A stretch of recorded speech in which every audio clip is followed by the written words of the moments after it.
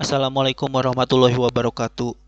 Kita kembali lagi pada mata kuliah transmisi baseband dan coding. Kali ini setelah sebelumnya membahas tentang baseband atau transmisi baseband, maka kita akan masuk ke pembahasan tentang coding atau pengkodean. Pengkodean ini difokuskan pada pengkodean kanal untuk mendapatkan transmisi digital yang handal. Maka pembahasan kali ini untuk materi kali ini kita akan membahas tentang pengkodean pada transmisi digital untuk mendapatkan transmisi yang handal. Kita masuk ke dalam pendahuluan. Kita tahu sekarang ini bahwa kebutuhan transmisi data, khususnya juga data digital, sangat tinggi. Kita kalau ingin mendownload film, sekarang film ukurannya bukan lagi ratusan megabyte, tapi ada yang bahkan gigabyte dan puluhan gigabyte. Bahkan game-game yang bagus sekarang ukurannya bisa puluhan gigabyte, bahkan sampai ratusan gigabyte. Karena itu transmisi data yang digunakan pertama harus kencang, apalagi sekarang era 4G akan nanti ditambah lagi dengan era 5G yang katanya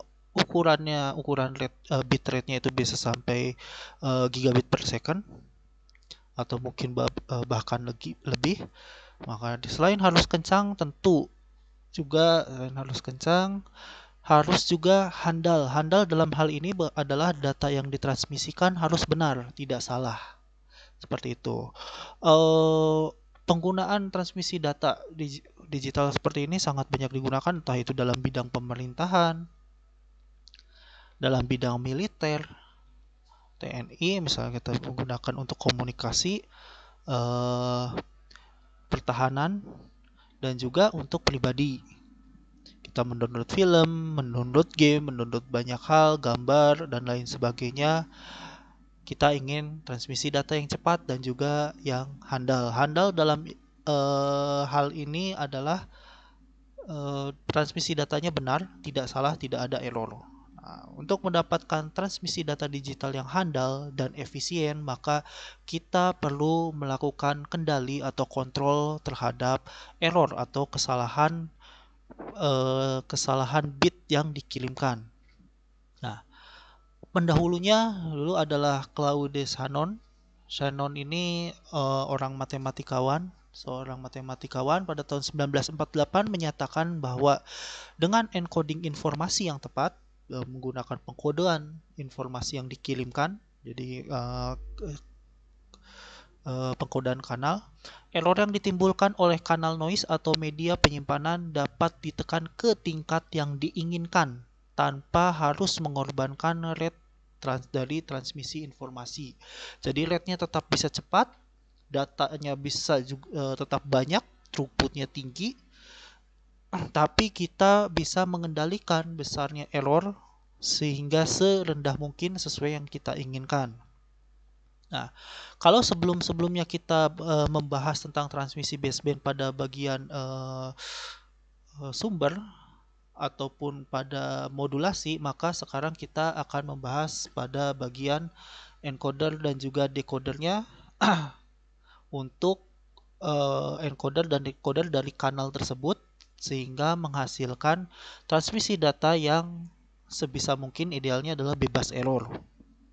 Nah, jadi informasi dapat ditransmisikan pada kanal noise secepat mungkin dengan bitrate yang tinggi, mendapatkan replika data yang handal pada penerima. Nah, istilahnya adalah utopi ini adalah replika. Jadi yang dikirimkan itu bisa saja bukan sumber informasinya, bukan informasi yang benar, bukan informasi yang asli, tapi merupakan replika dari informasi tersebut. Yang penting replikanya tersebut eh, mengandung error yang sangat rendah atau bahkan bebas error. Dan biaya implementasi encoder decoder pun yang tidak terlalu mahal dan pemasangannya tidak terlalu kompleks dan lain sebagainya. Nah, di sini kita akan melihat dua tipe pengkodean. Yang pertama adalah block code. Nah, jadi pada block code deret informasi ini akan dibagi ke dalam kbit message block. Jadi misalnya kita anggap aja akan mengirimkan satu paragraf. Misalnya keseluruhan paragraf ini akan kita kirimkan. Pertama diubah dulu ke dalam bentuk bit. melalui ASCII table. Lihat ini. Nah, kemudian pesan satu paragraf ini akan kita bagi-bagi ke dalam beberapa bit message yang biasanya besarnya akan sama. Nah, ini disebut sebagai message block atau blok pesan. Nah, encoder akan mengubah secara independen message tersebut ke dalam simbol diskrit yang disebut dengan code word dengan panjang N. Jadi setelah satu paragraf ini kita bagi-bagi ke dalam k bit, yaitu message block. Nah, lalu k bit message block ini akan diubah menjadi N bit. Jadi N ini dia lebih besar daripada K umumnya atau bisa sama. Nah, ini yang disebut dengan NK block code. Jadi yang dikirimkan nantinya itu lebih panjang daripada message block yang seharusnya kita terima. Nah, nanti di decoder akan dihilangkan lagi kelebihannya itu sehingga mendapatkan K bit message block yang sama seperti itu. Nah, rasio R sama dengan K per N, jadi perbandingan antara panjang message block dengan block code itu disebut sebagai code rate atau didefinisikan sebagai banyaknya bit informasi yang masuk ke encoder tiap simbol yang ditransmisikan. Nah, untuk kasusnya kode biner, maka K akan kurang dari N atau R itu kurang dari 1. Code rate-nya kurang 1 atau kurang dari 1. Nah, ketika K kurang dari N, maka akan terdapat N minus K redundant bit. Artinya, kita akan memasukkan suatu bit-bit yang redundan disisipkan ke dalam sejumlah K bit message tersebut untuk membentuk code word. Nah, kita akan melihat contohnya. Di sini contoh dari 7,4 block code. Artinya terdapat 7 bit code word dari K bit message. Nah, kita melihat misalnya message blocknya itu 000. Nah, di sini code wordnya kita sisipkan 3 buah bit redundan. Nah, maka ditambahkan 3 buah bit 0 di sini. Yang untuk 111 juga ditambahkan bit 111. Nah, untuk penambahannya aturannya seperti apa itu ditentukan tertentu sehingga mendapatkan atau kita bisa nanti saat diterima itu bisa mudah untuk di decode gitu. Jadi ada ketentuan metode tertentu untuk menyisipkan bit-bit ini. Nah, ini hanya kita contohkan saja antara message dengan hasil dari code word-nya. Bagaimana penyisipannya, bit 0 dan 1-nya itu ada metodenya sendiri, nanti akan kita bahas. Nah, tipe yang kedua adalah yang disebut dengan convolution code. Nah, di sini pun sama, encoder menerima K bit message block. Jadi dari satu paragraf misalnya dibuat menjadi deret biner. Nah, lalu dibagi menjadi beberapa bit bagian untuk menjadi message block. Jadi ada beberapa message block.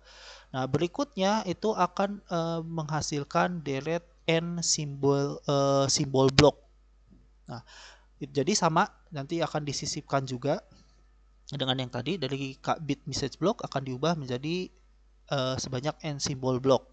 Nah, bedanya di sini setiap blok yang di-encode itu akan bergantung bukan hanya pada pasangan K bit message-nya saja, namun juga pada message block sebelumnya. Nah, kalau contoh sebelumnya misalnya kita punya yang ini, berarti kalau 00 bentuknya adalah seperti ini, 100 bentuknya seperti ini. Ini adalah saling independen. Jadi untuk 00 ya pasti seperti ini, 100 dan seterusnya. Jadi kalau yang datang ini hasilnya seperti ini. Nah, pada convolution block itu hasil dari simbol bloknya itu dipengaruhi oleh bit yang muncul sebelumnya. Itu artinya di sini ada memori. Karena kita membandingkan antara waktu satu dengan waktu berikutnya. Nah, encoder memiliki memori berorder M, maka disebut sebagai N, K, M convolutional code. Nah, keuntungannya apa? Keuntungannya di sini bahwa kalau kita menggunakan K kurang dari N, jadi pasti itu K-nya kurang dari N, tidak boleh 1, R-nya berarti kurang dari 1. Redundansi bit lebih banyak dapat dilakukan, jadi kita bisa menyisipkan lebih banyak redundansi bit tersebut tanpa harus meningkatkan atau tanpa harus mengubah message block ataupun simbol bloknya sendiri. Jadi kita bisa meningkatkan memorinya tanpa harus mengubah message block ataupun simbol bloknya sendiri. Kalau pada kasusnya block code yang ini, kalau kita ingin menambahkan menyisipkan lebih banyak bit, maka message-nya harus dikurangi ataupun code word-nya harus ditambahkan. Nah, berbeda dengan convolution code. Ini hanya perlu meningkatkan order memorinya saja. Nah, ini contoh encoder untuk binary convolution encoder untuk K sama dengan 1. Jadi message-nya adalah 1 bit, N simbolnya adalah 2, dan M-nya sama dengan 2. Nah, untuk M sama dengan 2 di sini ada shift register. Shift register itu bisa digunakan sebagai delay, satu satuan waktu untuk satu buah shift register. Nah, maka misalnya untuk yang di sini dia akan dibandingkan antara nilai sebelumnya karena yang ini akan terdelay terlebih dahulu dan dengan nilai berikutnya. Nah, ini menggunakan exclusive OR. Nah, nanti ini kita karena simbolnya adalah hanya 2, maka ini hanya ada 2 buah output dari sini yang nanti masing-masing akan dilakukan multiplexer atau digabungkan. Nah, ini adalah contoh rangkaiannya untuk binary convolution encoder. Nah, kita di sini akan masuk ke tipe-tipe error pada kanal komunikasi. Yang pertama ada yang dinamakan dengan random error canals. Di kanal random error channel. Nah, random error channel ini terjadi pada kanal tanpa memori. Nah, nanti saya akan jelaskan apa sih kanal tanpa memori dengan kanal dengan memori. Nah, lalu noise secara independen merusak simbol yang ditransmisikan. Artinya, simbol-simbol yang diterima itu secara independen dipengaruhi oleh noise. Gitu. Kerusakan simbol di waktu T misalnya itu tidak akan mempengaruhi kerusakan simbol di waktu T-1, T-2 dan seterusnya. Jadi yang masuk itu kena noise. Kalau kerusakannya hanya dipengaruhi pada saat itu saja, gitu. Error transmisi muncul secara random, makanya dinamakan random error. Nah, contohnya adalah kanal deep space. Kanal deep space ini maksudnya adalah kanal atau komunikasi telekomunikasi dengan pesawat ruang angkasa, seperti itu yang jaraknya jauh, sangat jauh dan istilahnya berada pada keadaan yang vakum atau kosong, tidak banyak halangan, tidak banyak juga pantulan dan lain sebagainya. Kanal satelit juga termasuk contoh yang mengalami random error channel. Dan sebagian besar komunikasi LOS, tidak semua tapi sebagian besar komunikasinya yang LOS langsung line of sight gitu. Jadi tidak ada penghalangnya, tidak melewati juga pantulan. Jadi untuk komunikasi LOS seperti itu. Nah, penanggulangannya salah tulis ya. Penanggulangannya adalah yang namanya random error correcting codes. Nanti ini akan dibahas pada slide-slide berikutnya. Nah, contohnya seperti ini, misalnya pada binary symmetrical channel. Nah, pada saat 0 dikirim, maka kita punya kemungkinan sebesar P, sebut saja. Ini adalah kemungkinan errornya bahwa simbol 0 ini akan dianggap sebagai simbol 1. Dan kita memiliki kemungkinan 1 min P bahwa simbol 0 ini akan dianggap sebagai simbol 0. Begitu juga dengan simbol 1. Ini adalah probability of error. Seperti itu. Jadi kalau misalnya pada saat simbol 0 diterima, atau misalnya itu dalam biner berarti 1 bit saja, bit 0 diterima, maka dia akan dikatakan benar atau salah seperti itu nanti melihat dari pengaruh dari noise-nya. Kalau misalnya dia salah ataupun dia benar, maka hasilnya tidak akan mempengaruhi bit berikutnya yang datang seperti itu. Jadi dia sifatnya adalah independen. Nah, sedangkan yang tipe error kedua adalah burst error channel. Kanal burst error itu terjadi pada kanal dengan memori. Nah, noise tidak independen dari transmisi ke transmisi. Jadi dia sangat karena dia tidak independen, artinya kesalahan pada simbol yang datang saat ini itu bisa menyebabkan kesalahan pada simbol-simbol berikutnya, sehingga error transmisi akan terjadi secara cluster atau juga burst, banyak dan berkelompok. Jadi tidak hanya mempengaruhi satu saja, satu kesalahan bisa mempengaruhi kesalahan pada simbol atau bit yang datang berikutnya. Nah, jadi kanal dengan memori itu contohnya adalah kanal radio karena memiliki sinyal fading akibat transmisi multipath. Jadi kita tahu bahwa pada saat sinyal itu kanal itu bersifat multipath atau banyak jalur, maka sinyal yang datang secara langsung LOS, line of sight, seperti itu, tanpa pantulan, maka akan lebih cepat sampai pada receiver dibandingkan sinyal yang terpantul terlebih dahulu. Nah, anggap aja sinyal pertama, sinyal T1, nah, dipancarkan oleh transmitter sampai ke penerima yang tidak melalui pantulan. Nah, berikutnya sinyal T2 dipancarkan, lalu sinyal T2 ini yang tidak melewati yang tidak mengalami pantulan akan sampai di penerima. Nah, bisa jadi pada saat T2 sampai di penerima, sinyal T1 yang terjadi mengalami pantulan itu datang secara bersamaan dengan sinyal T2. Nah, akibatnya di sini terjadi fading transmisi. Dan berarti sinyal yang sudah dikirimkan terlebih dahulu mempengaruhi sinyal sebelumnya. Nah, di sini yang maksud kanal dengan memori. Atau yang berikutnya ada juga transmisi kawat dan kabel. Transmisi yang melalui media kawat dan kabel akibat dari impulsif switching noise dari switch ataupun dari crosstalk. Crosstalk itu artinya adalah sinyal yang dikirimkan melalui jalur yang berbeda. Jadi kalau misalnya lewat kawat, misalnya kita menggunakan beberapa kawat. Nah, satu kawat itu bisa mempengaruhi sinyal di kawat yang lainnya.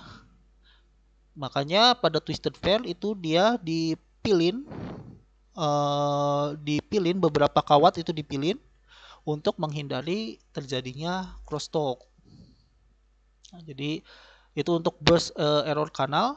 Penanggulangannya adalah dengan burst error correction codes.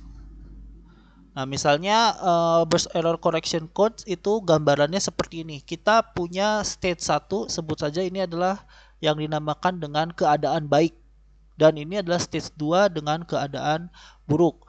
S1 atau keadaan baik itu didefinisikan sebagai probabilitas errornya itu rendah mendekati 0. Nah, sedangkan S2 keadaan buruk itu didefinisikan sebagai probabilitas kesalahannya, probabilitas errornya itu sangat tinggi mendekati 50%. Artinya kemungkinan dia salah adalah 1:2.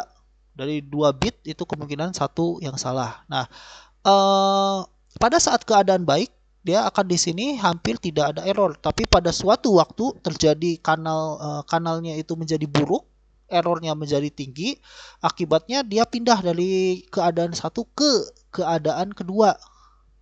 Nah, pada saat keadaan kedua ini yang probabilitas errornya sangat tinggi, maka secara berurutan atau bergantian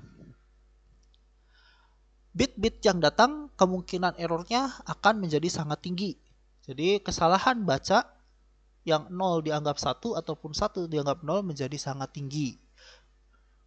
Nah, sampai dia kembali lagi ke keadaan baik, maka kesalahan itu bisa kesalahannya menjadi sangat tinggi. Makanya ini disebut sebagai errornya dalam bentuk cluster ataupun burst seperti itu. Ada juga yang dinamakan compound channel. Nah, kanal yang mengalami random error dan burst error secara bersamaan.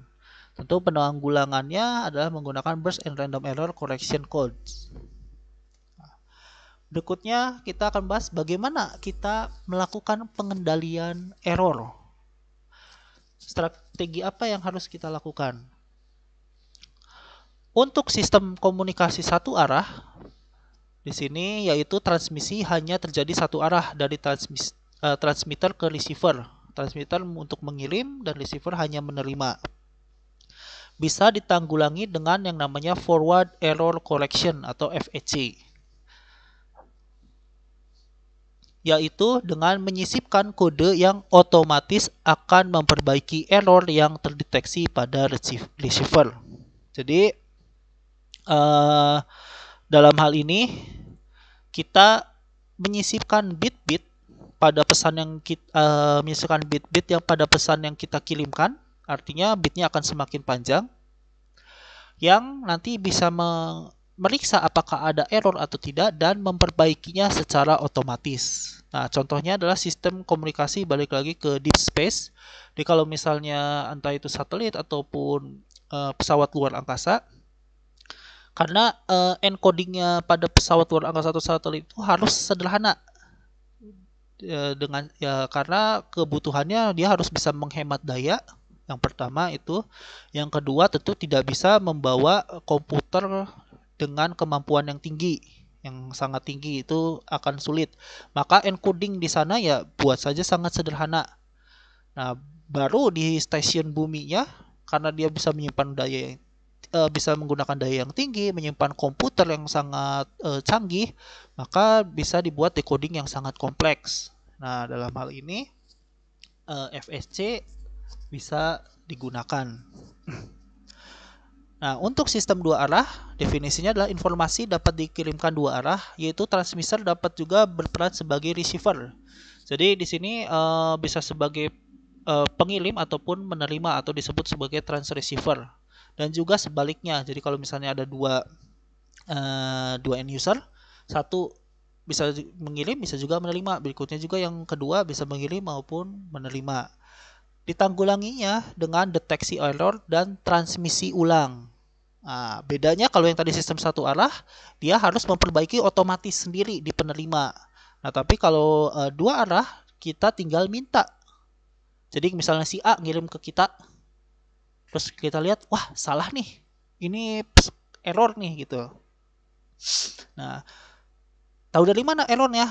Bisa mendeteksi. Jadi ini pun sama, dia menyisipkan bit-bit tertentu supaya pada saat diterima dia tahu ini error atau enggak. Nah, kalau sistem dua arah, kalau misalnya kedetek, wah error nih ternyata kedeteksi, nah maka dia akan meminta ulang.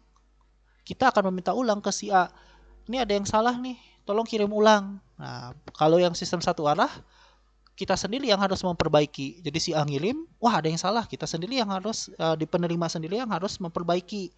Makanya di sana selain detection error untuk yang sistem satu arah harus juga ada error correction.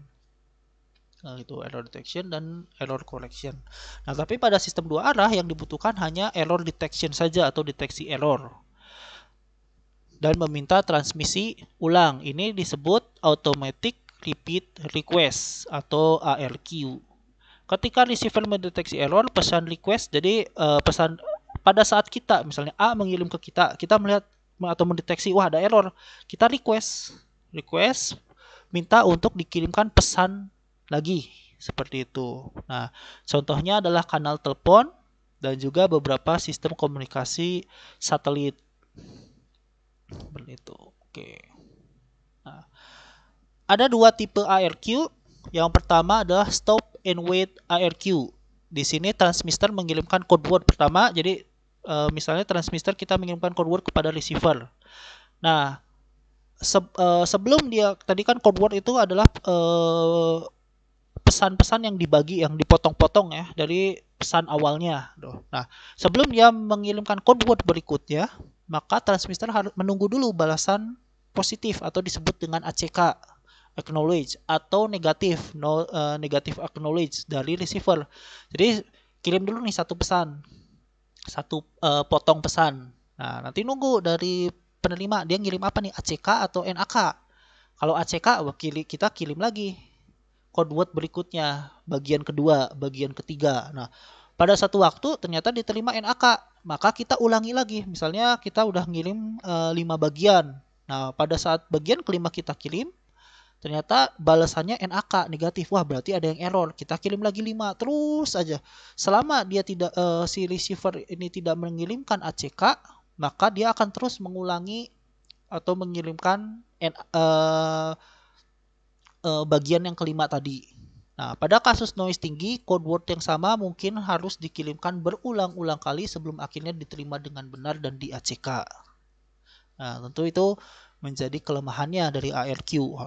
Nah, yang kedua adalah continuous ARQ. Ini sama, jadi transmitter mengirimkan, nah tapi tidak satu code word, tidak satu bagian, tapi langsung semua. Jadi 1, 2, 3, 4, 5 terus dikirimkan. Dan setelah itu dia akan menerima ACK. Jadi pada saat receiver menerima 1, nah transmitter mengirimkan langsung 1, 2, 3, 4, 5. Nah penerima menerima 1, oh benar ACK, 2 benar ACK, 3 ternyata salah NAK, menerima 4 benar ACK. Nah seperti itu. Jadi dia tidak menunggu tapi langsung secara kontinu. Ketika NAK diterima, transmitter akan mengulangi transmisi. Di sini ada dua metode. Yang pertama adalah go back N ARQ dan juga ataupun selective repeat ARQ. Pada go back N ARQ itu nanti transmitter akan mengirim ulangnya dari code word atau pesan yang salah. Jadi misalnya kita akan mengirimkan 10 paket 1, 2, 3, 4. Nah, ternyata pada saat paket setelah udah mengirimkan 10 paket, ternyata terdapat NAK. Jadi ada request NAK pada paket ketiga. Nah, pada go back NARQ itu jadi akan dikirimkan ulang paket 3, 4, 5, 6 dan seterusnya.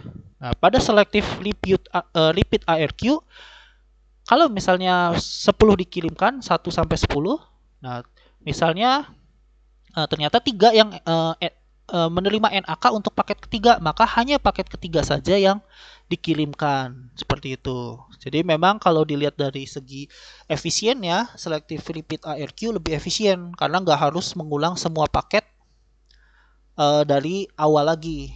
Seperti itu. Hanya yang salahnya saja. Kalau go back N itu kita kembali lagi dan semua paket berikutnya itu harus dikirimkan lagi. Walaupun diterima di sana benar.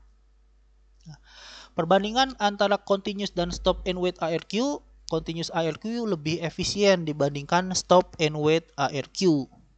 Tentu di sini kita melihatnya tidak perlu menunggu terlalu lama, gitu ya. Tapi continuous ARQ lebih mahal. Nah, itu yang harus diperhatikan. Perangkatnya itu untuk metode ini lebih mahal dibandingkan yang stop and wait ARQ. Pada sistem komunikasi satelit dengan rate transmisi tinggi dan delay jarak yang tinggi, lebih baik kita menggunakan continuous ARQ. Karena kalau bayangkan rate transmisi harus tinggi, entah berapa giga untuk komunikasi satelit. Delay-nya tinggi, kalau kita tunggu artinya ya akan sangat lama gitu. Transmitter ngirim dulu, nunggu dulu, udah ke receiver delay-nya lumayan tinggi, mungkin bisa berapa milidetik, itu dianggap tinggi ya milidetik. Nah, terus nunggu dulu ACK-nya, nah, itu akan sangat lama. Lebih baik menggunakan continuous ARQ dibanding stop and wait ARQ. Nah, stop and wait ARQ ini digunakan pada sistem yang memiliki transmisi code word lebih lama dibandingkan penerimaan ACK-nya. Jadi kalau misalnya paketnya bentuknya besar, sehingga kan dikirimkannya lebih lama, nah maka ACK bisa lebih cepat bolak-balik, lebih cepat sampai dibandingkan code word dari transmitter ke receivernya. Seperti itu. Nah, ini bisa menggunakan stop and wait ARQ. Nah, stop and wait ARQ dirancang untuk sistem half duplex. Jadi half duplex itu kita gantian, walaupun dua arah tapi gantian. Misalnya transmitter dulu, yang ke satu bisa ngirim yang kedua, baru waktu berikutnya atau periode berikutnya yang kedua baru bisa kirim ke satu. Nah, sedangkan continuous ARQ dirancang untuk kanal full duplex. Tidak ada periode pergantian siapa yang harus mengirimkan dan siapa yang harus menerima.